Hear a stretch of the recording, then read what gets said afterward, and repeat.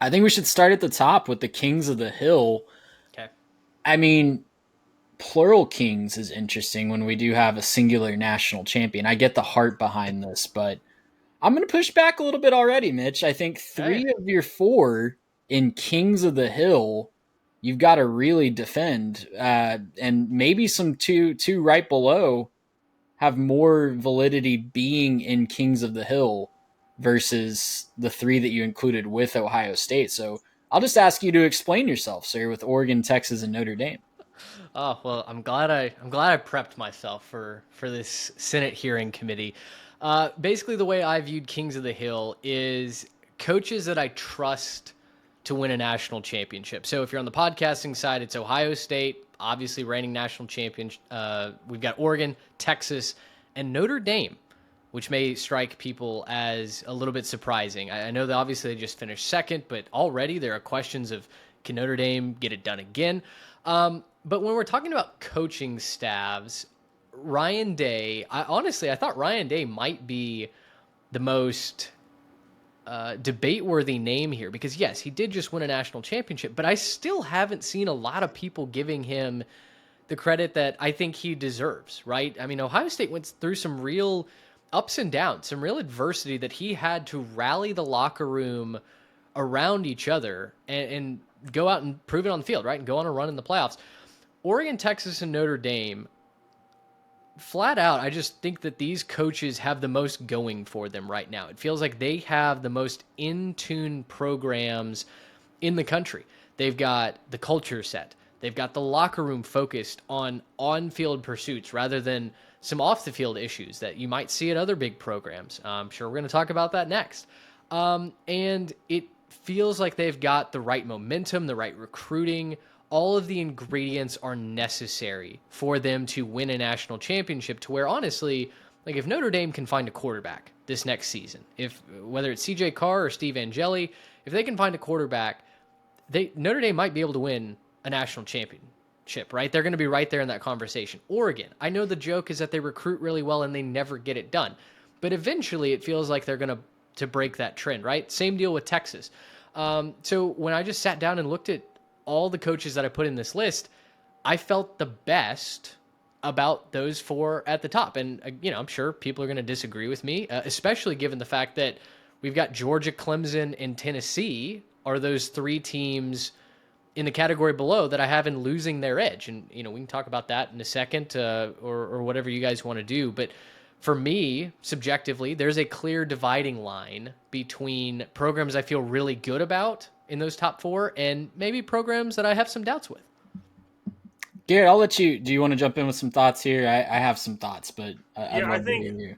my first thing is I don't really have an issue with the group of teams in those first two tiers. I think they obviously belong. I don't think you could really argue for too many people jumping up and being in either of those top two tiers. Um, in terms of just coaching, I mean, I don't know if this is me or not. I feel like Dabo deserves a lot more respect than we probably are giving him.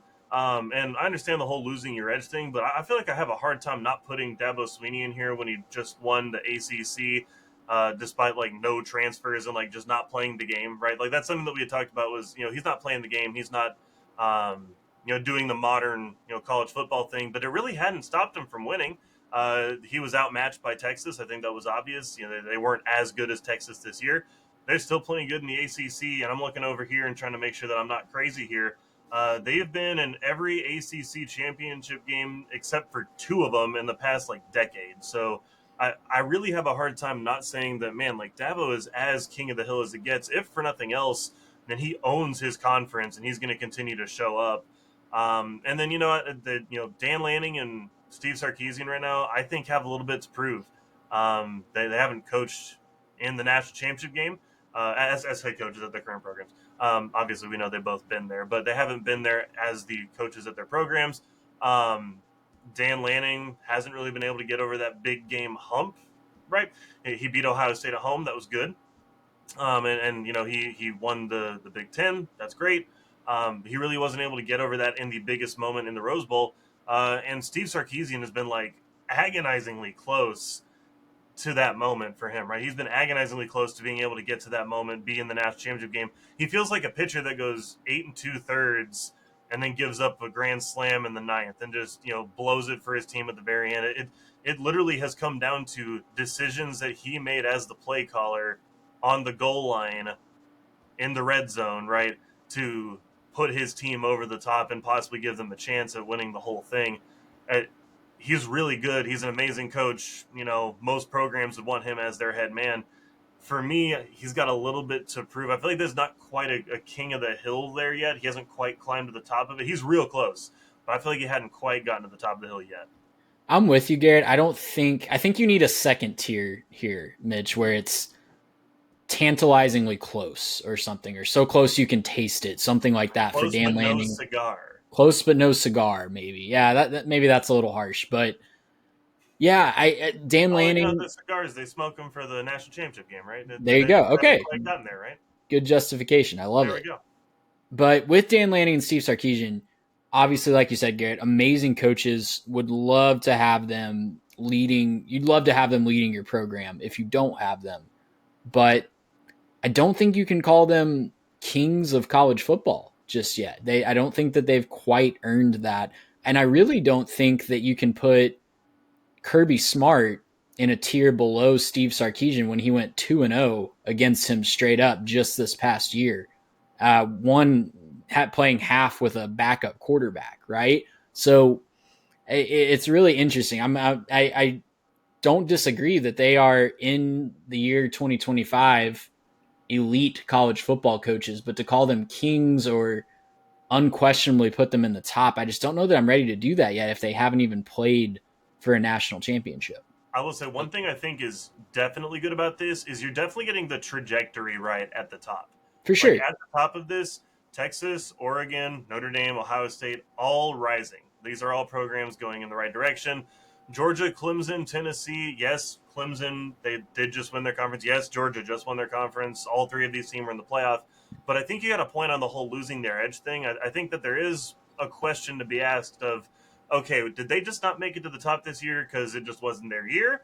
Or is there something going on where, they got to figure something out internally, or else, they're not going to return to that greatness because they're just, like you're saying, losing their edge. There is something to be said for that. I'll say on George, if I could real quick on Kirby and Dabo, 2025 is going to tell us a massive amount about Kirby Smart because the cracks are starting to show, it seems. But he has done a lot of work in the portal, and he has done a lot. I don't know if he's done enough on his staff. That could be the Achilles heel yet again. But done a lot of work in the portal to shore up those cracks and give himself a chance, short of going out and getting a proven quarterback, right? He must really believe in Gunnar Stockton. That could end up being the fatal decision. He looked fine, but is he a championship level quarterback? That remains to be seen. Dabo Swinney has pulled his name up out of the mud with what he's done in the transfer portal this year. He is actually taking transfers now in this cycle, not to the tier of a Lane Kiffin, but he's starting to dabble in the transfer portal. He's starting to, it seems like they have the culture figured out there, and he might be a step below in overall talent because of how he chooses to use the transfer portal, but it does seem like he's starting to adapt and might be ready to come back in. They're going to have an easy road to the playoff every single year, an easier road than any other team that's up here close to them in this tier. Well, so I'll jump back in here on my list. So the second tier, losing their edge, ends with a question mark. And the reason I titled it like that is because I think all three programs are elite programs in college football: Georgia, Clemson, Tennessee. But all three of them were held back from championship aspirations. And I think the standard that each of those programs has for very different reasons. For Kirby, it's all of a sudden some whiffs in recruiting. The offensive line was terrible. The quarterback play, up and down, right? They couldn't run the football. The defense was not as physical as we'd kind of been expecting. And as we've talked about in multiple episodes, it felt like the locker room has been really not focused in the way that we're accustomed to Kirby Smart building just absolute dogs, right? Teams, machines that go out and they win football games in a very physical and regimented way, and they move on to the next week. And that's not what we've seen as of late from the Georgia Bulldogs. The off-the-field stuff's certainly a part of it, and it's one of the biggest reasons why I have my doubts about Kirby Smart. Trey, you mentioned the staff as well. Mike Bobo's a terrible offensive coordinator if you're trying to win a national championship. Let's be honest. It hasn't worked in the past, and there's no reason that I saw this year to think that it will work going forward. Mike Bobo is not. This is an unfair comparison because one of the guy I'm about to compare him to is just objectively bad at the sport of football, but it kind of feels like the Ted Roof of offense, right? Where he keeps getting jobs and you're like, why? What does he do that gives your team an advantage? So anyway, that's my Georgia case. Clemson, you guys are right. Dabo is recruiting out of the transfer portal. He's winning the ACC. But the reason why I put losing their edge as a question mark for Clemson is twofold. Number one, they're losing games that they should not be losing, right? Louisville, South Carolina, both games were very, very strange, non-Clemson-like losses. Louisville happened at home. South Carolina happened at home as well, but now this is 2 years in a row that they've lost to the South Carolina Gamecocks.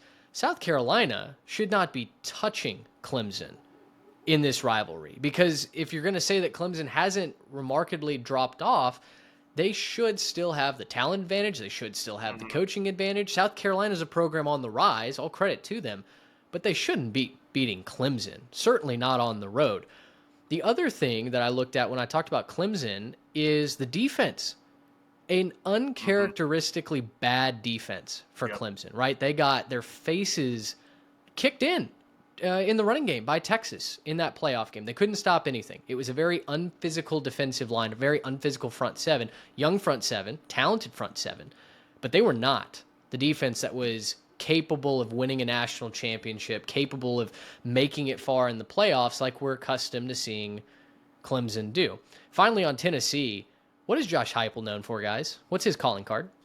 The offense. The offense. Offense was gross this year. If they weren't running the ball down the stretch, especially in conference play, I didn't trust that Tennessee offense to score hardly at all. And in fact, you would have made a lot of money if you took the under on first half totals, because the Volunteer offense just didn't show up until the second half.